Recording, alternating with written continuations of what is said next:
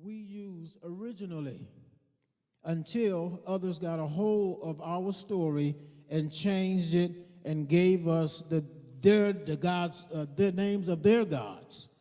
And so what we are doing in this ministry is going back to everything that we need to get back to that was originally ours before others got a hold of it. You understand that? Because what others gave you, think about it, what others gave you, you know they could not have given you anything to empower you, because the people that did what they did to us would not give us what we needed to be empowered to get back to who we were prior to them showing up. So you need to make sure that you get this information. You need to study it. You need to check it. You need to investigate, so you'll know. We have to get back to who we are. Do you understand this? We have to get back to who we are, not what others said we were. Other people told us who we were. Now we got to go get the information of who we really are, and we need to incorporate that in our lives spiritually, physically, and in every way. This even goes down to the food we eat. We got to get back to who we were physically and putting the proper things in this temple. So there's a lot of a lot of information to be studied and to be taught. But I want to make it real clear that what we're looking at predates what we're getting back to. It predates all religions. All religions came from what we're going back to. Y'all have it?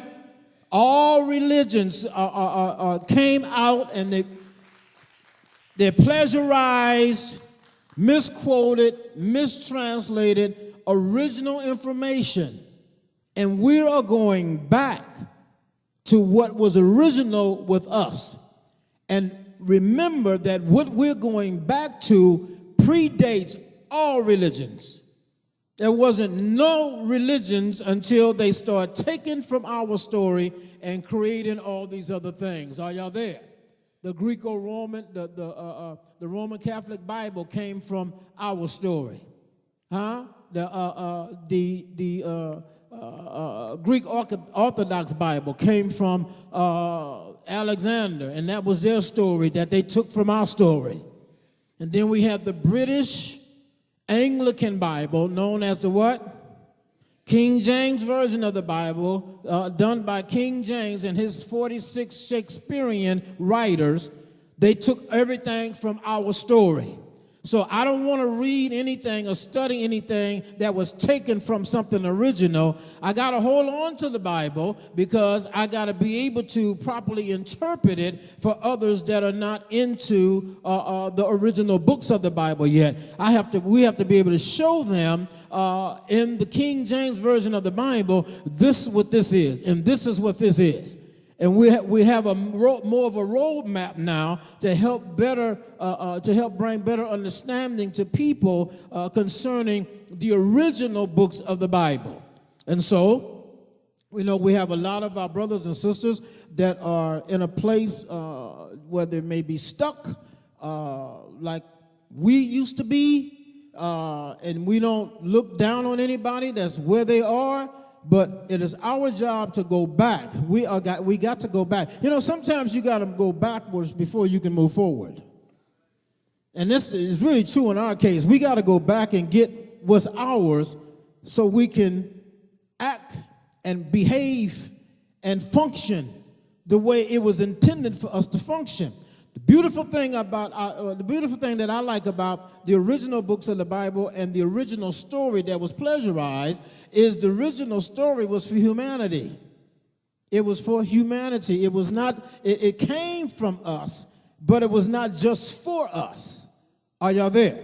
And so we are simply going back. And I just wanted to be clear on that for anybody that needed to hear that. We are simply going back to what was original, what predates the teaching, that predates all religion. You've heard me use the word atonism. You heard me use the word, and it comes from the word at-one-ment, at-oneism. It's all about one, being one with divinity, being one with the Most High. This is what was original with us. Okay? So I just want to make that really plain as we prepare to move into what we're going to do today. And let's go to Proverbs 6:30. Let's stand one more time for the reading of the word. Proverbs 6, we're going to look at 30, and we're going to look at 31. And then we're going to run over to Ezekiel and look at a verse there, and we're going to get into this. Today I'm going to talk to you a little bit from the title, The Thief. Say that with me, The Thief. Yeah, so we're going to be looking at that, and I want to start in Proverbs 6, 30 and 31. Do we have it? All right. Let's begin reading. Men do not despise a thief if he steals to satisfy his soul when he is hungry. So if somebody steals something because they're hungry, you can understand it. It ain't right, but you can understand if I'm hungry, I got to get something to eat, and I don't have no means of doing that. So it's like you get a pass if you're hungry, but now look what happens afterwards. But if he is found, but if he is caught, all right, he shall restore what? Sevenfold. He shall give all the substance of his house. So you stole some food because you needed to eat, but you got caught doing it. Europeans were about to be wiped out during the bubonic plague.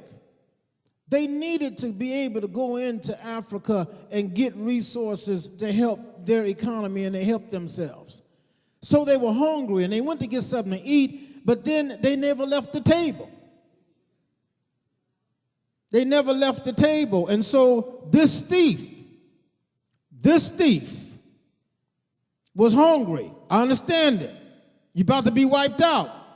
But this thief never left and continued to take and steal, and this thief has been found out, and now this thief has to restore sevenfold and give all the substance of his house. Why? Because not only do you restore sevenfold, but you got stuff in your house that belongs to other people. So you got to get the stuff out of your house and give it back to the ones you stole it from. Are y'all there? Look at Ezekiel 33, verse 15. Ezekiel 33, verse 15.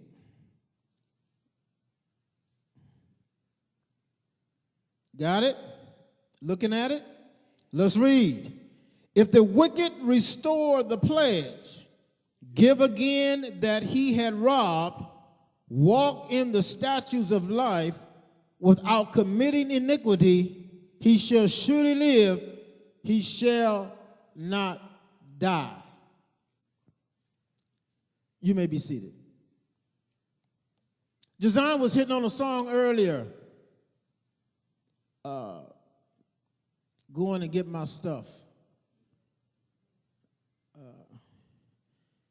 And there is a song that says, and he was singing one of them, but there is a song that says, I'm going to the enemy's camp and take back what? What he stole from me. This was a song created from David's trouble at Ziklag with the Amorites, who are what? Canaanites. David knew what was taken and knew what to go after. People in church have been singing about getting their stuff back, but they don't even know what was stolen. How you going to go to the enemy's camp and get anything back and you don't know what the enemy stole? Because you don't really know what was in your house. If you don't know what's in your house, you don't have no identifiers. You have no way of saying, this is mine. I see the serial number. That belongs to me too. If you have no way of identifying what was stolen, how are you going to go anywhere and get it back? You can be looking right at something that belongs to you, but not know it's yours because you didn't know what was stolen and you didn't know it was yours before they took it. So the point I'm making is before you can recover what was stolen, you need to know what was stolen.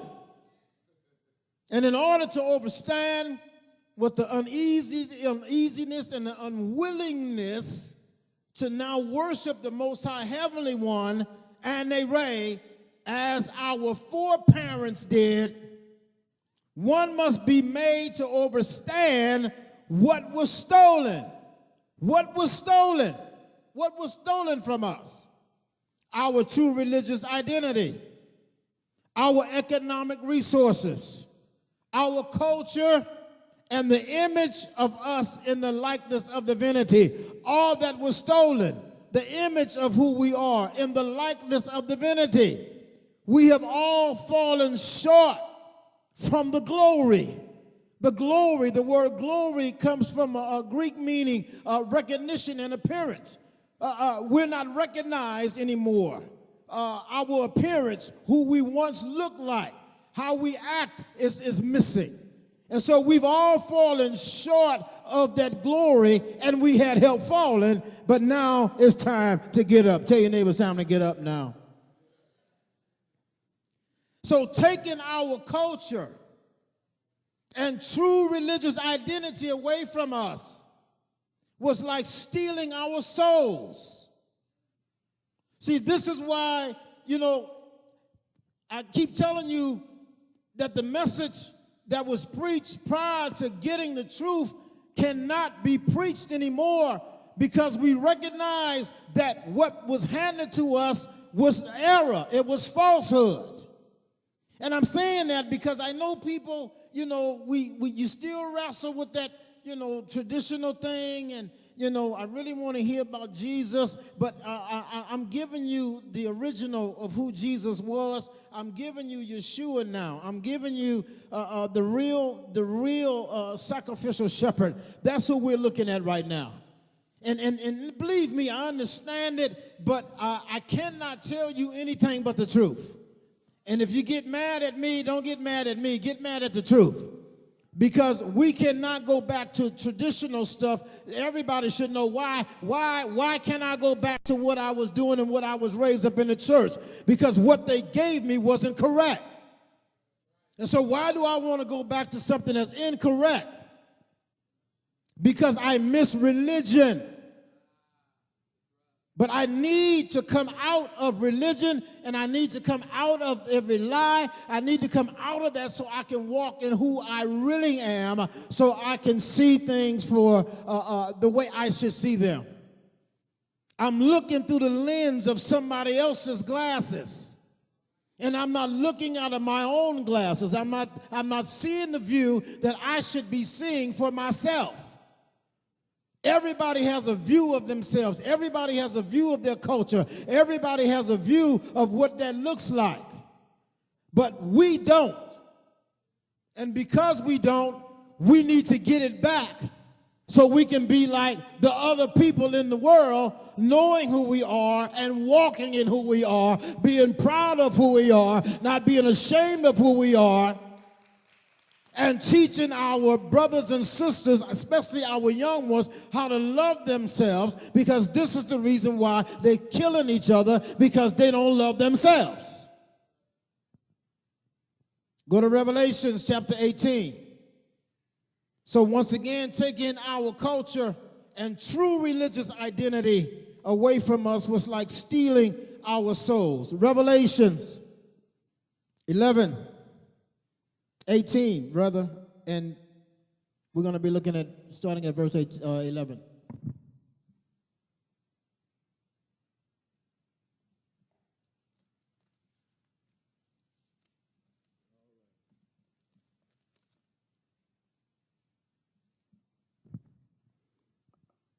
As soon as we can,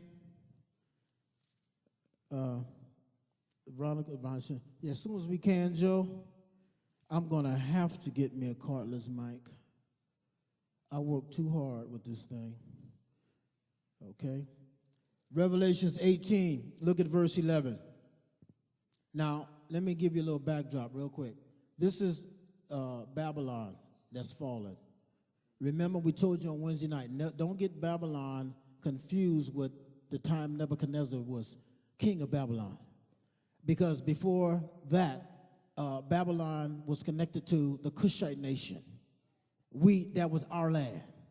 So when you hear the word Babylon, don't get it confused. Nowadays, of course, Babylon is the modern day Iraq. But I want you to also remember, Babylon is not just a place. Babylon is a spirit. And this is what we see in the book of Revelations, the spirit of Babylon that was stealing and taking and robbing and had us worshiping a beast, a made-up God. And they had us worshiping this. And so I want you to understand the spirit of Babylon. Where is the spirit of Babylon? It's all over the world, but it's really, really right here in the United States of America. And one of these days, I keep promising you I'm going to deal with some stuff in Revelations, but it's not quite time yet, because I'm going to show you that the stuff there's things in Revelations that's happening right now. And there's some things that are going to happen later, but there's things that are happening right now. There's some things that have passed, that has already happened, but it was only a few years ago. So we're going to be looking at some of that. So I want you to understand what we're dealing with here in the book of Revelation. We're dealing with Babylon that is taking things from people, and the greed of Babylon that has robbed and stole and everything. So look at now let's pick it up at verse, what did I say? Yeah, let's pick it up at verse 11. And the merchants of the earth shall weep and mourn over her, America. For no man buyeth their merchandise anymore, the merchandise of gold and silver and precious stones and of pearls and fine linen and purple and silk and scarlet and all fine wood and all manner of vessels, ivory. And I was looking at Shaka Zulu last week, and the white guys that were over there went over there, and Shaka told them that they could get ivory. And they had a scene in there where they was putting the ivory together and tying it up. They were over there. They was over there to get what they could get from Africa. They've always been that way. So I had to stop there for a minute, because when I said ivory, it reminded me of what I had seen in that movie. Where did I leave off at? Huh? And all manner of vessels, ivory, and all manner of vessels of most precious wood, and of brass, and of iron, and of marble. And this is the things that they've collected. And cinnamon, and odors, and ointments, and frankincense, and wine, and oil, and fine flour, and wheat, and beast, and sheep, and horses, and chariots, and slaves, and souls of men. This is what Babylon has collected. Are y'all seeing that? So I wanted you to see that, because once again, taking our culture and true religious identity away from us was like stealing our souls. And that's why we got to go back and get what was stolen, so we can resume being who we were created to be. The thief came to steal, kill, and to destroy us.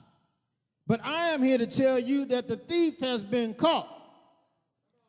That's my main message I want to give to you today. The thief has been caught. And when the thief is caught, the thief has to pay restitution. When a thief is caught, he's got to pay. He's got to give back. He's got to give it sevenfold. And then the stuff that you got in your house that you took out of my house, you got to give it back so I can put it back in my house where it belongs.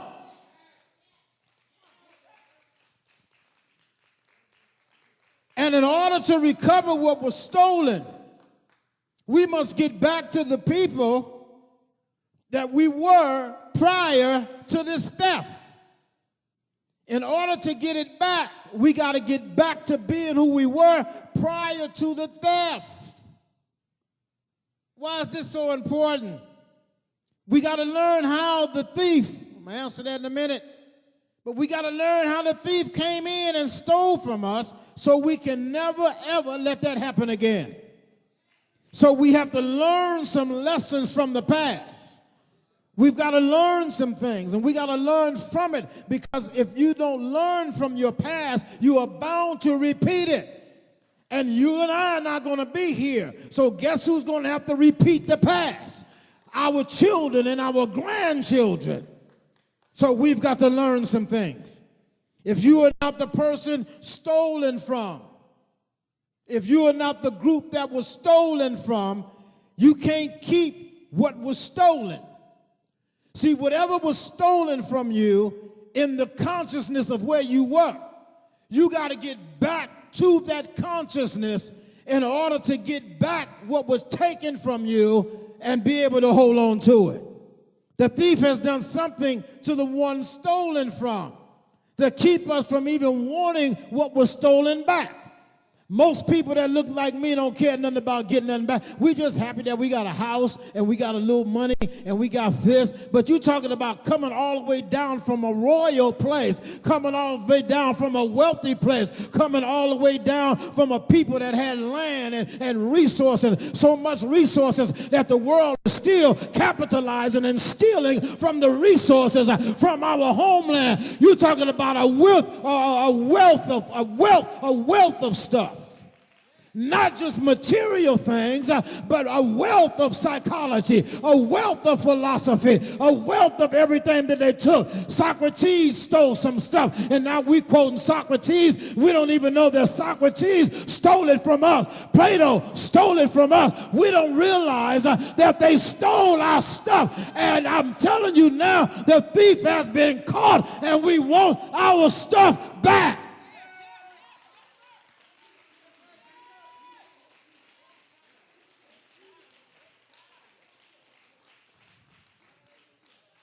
So, how can you get back what was stolen from you in truth?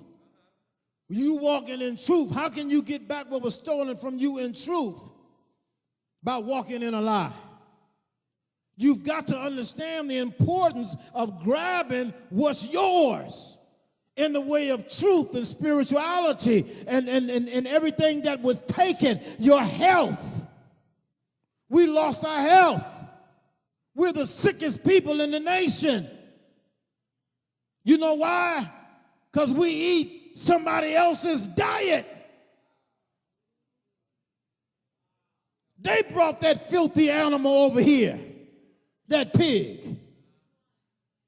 Yeah, we swining it up in the frying pan, and we don't realize that we are killing ourselves off. They got all kind of methods to kill us off. The thief is after your soul. And I just showed you in the book of Revelation what his cargo is going to be consistent of, and that's part of the slaves and souls. So it is vitally important that we go back. I got to take my health back. That which I can control, I need to control. I can control what goes in this mouth. So I got to take that back. I am not going to sit at the dinner table or shop at their grocery stores and buy stuff to take me out full of preservative. It can sit on the shelf for 20 years and you bring it home.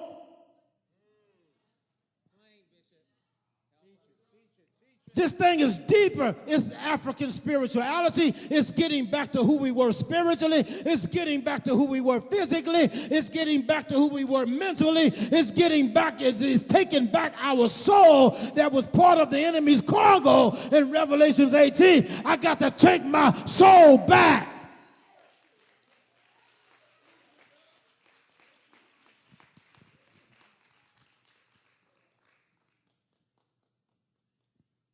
So,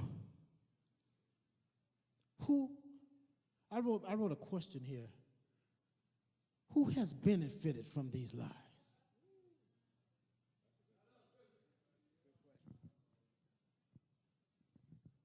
You already know the answer. Who has benefited from the lie? of handing me a white, blonde, blue-eyed Jesus Christ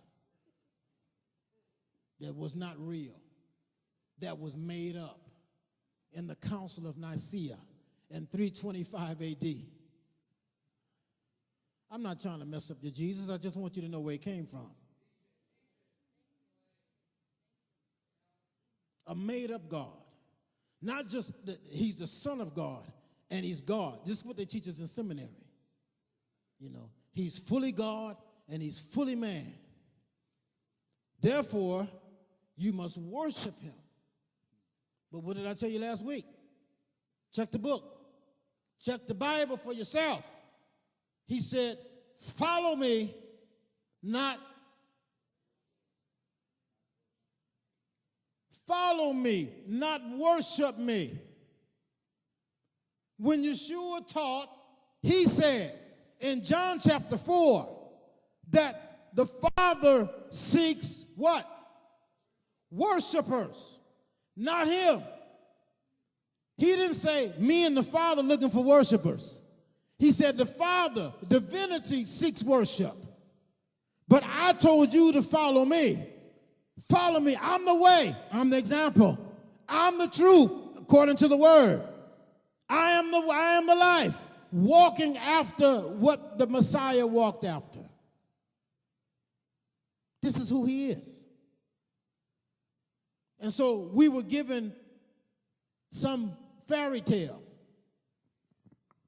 that all these popes sat in this council of Nicaea and they got together and as they was pleasurizing the original story, they got together and they began to say, well, we're going to do this and we're going to do that. And everything that they did was to control the masses. And I stopped here to digress a minute because, again, who has benefited from that story? Come on, guys, be honest. Look at the world. Who's benefiting? Huh? 3%. Is it 3% of all the wealth is in the hands of, am I saying it wrong? The wealth is in the hands of only 3% of the people. They own everything. What'd you say? Less than that now. That was in the 90s.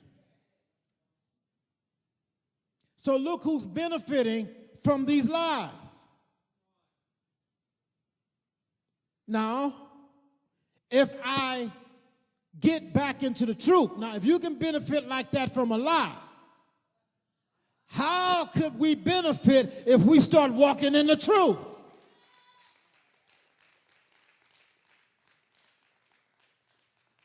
How much could we benefit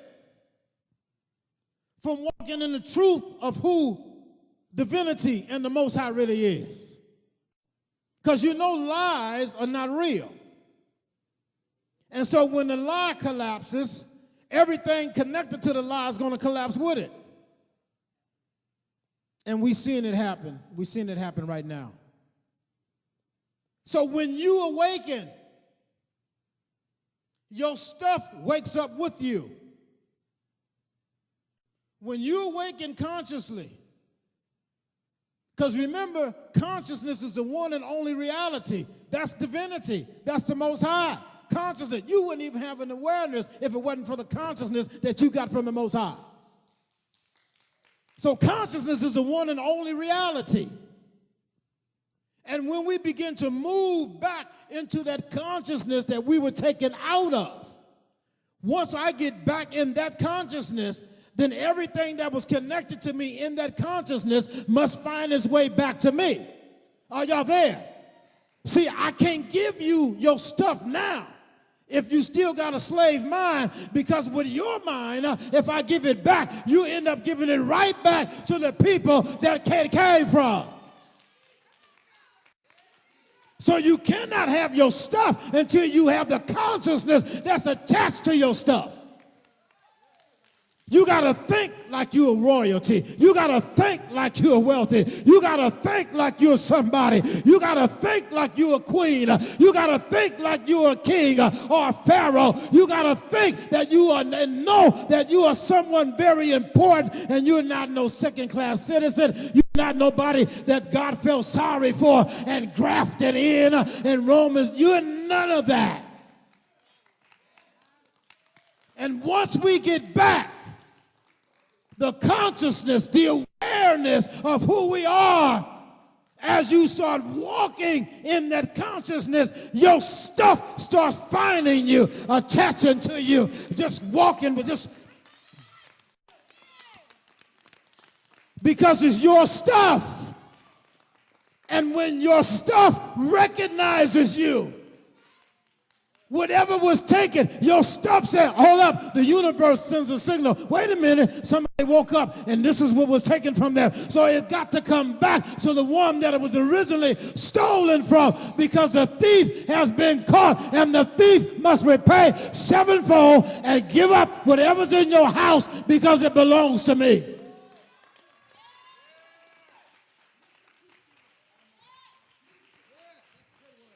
Tell your neighbor to wake up.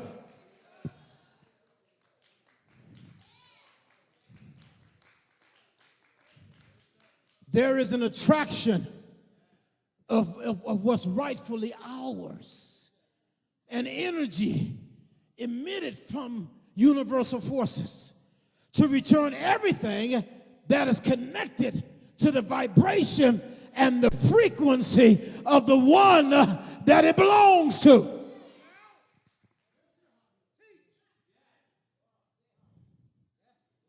The one that it belongs to. When we start to vibrate on that frequency of who we are and what was stolen from us, it will find us. This is why we've got to go back and return to who we are. This is not a game. This is about all the things I need, not only for me, but my grandchildren. They need to be walking in the same frequency so they won't struggle the way we had to struggle, being ignorant to who we are.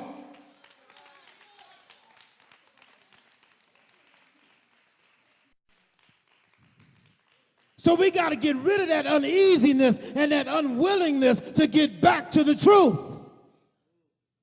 Stop wrestling with that lie. I done told you I don't know how many ways it's a lie. Ain't nothing to wrestle with. Just embrace the truth and get to stepping.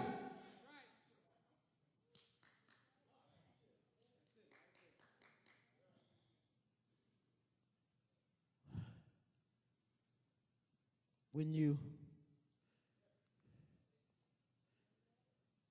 are looking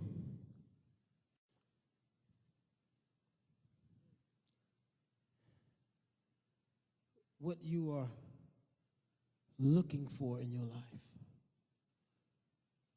is doing what? Looking for you.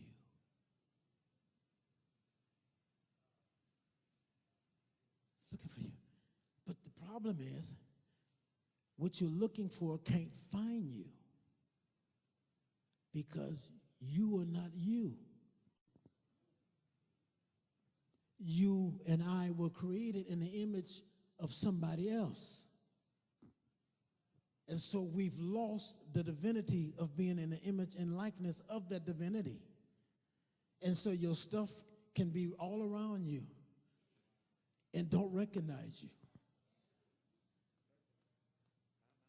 So that's not the royalty that I came from. Because this person is thinking like a peasant.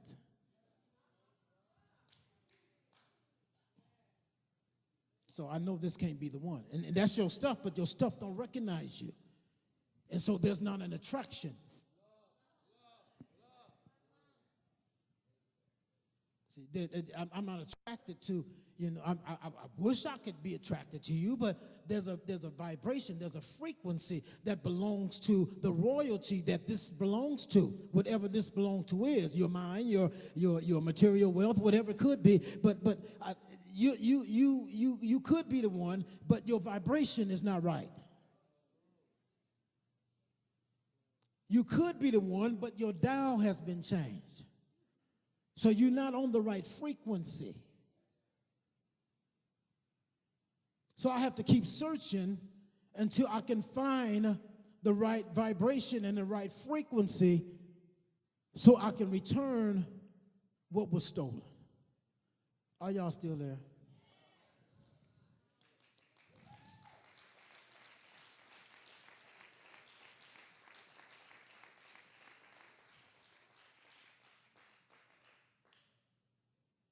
That frequency is the return of your original truth and divinity. I'm going to close with this. All you have to do is walk in who you are. You know how the wealth transfer is going to happen? You're not going to pick up no arms. We ain't going killing nothing. We're going to walk in the truth of who we are and watch everything that belongs to us find its way back to us.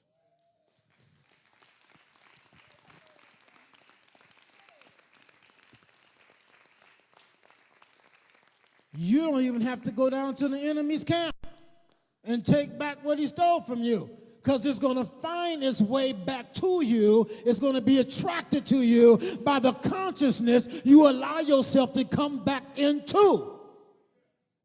So as you gravitate to your original truth, your original stuff, says, there they are over there.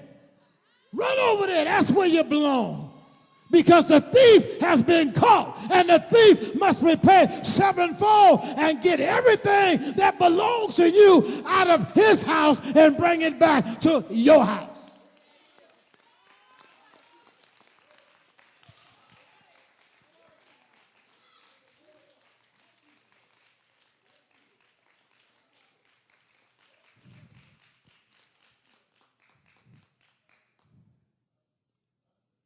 I hope you got something out of that.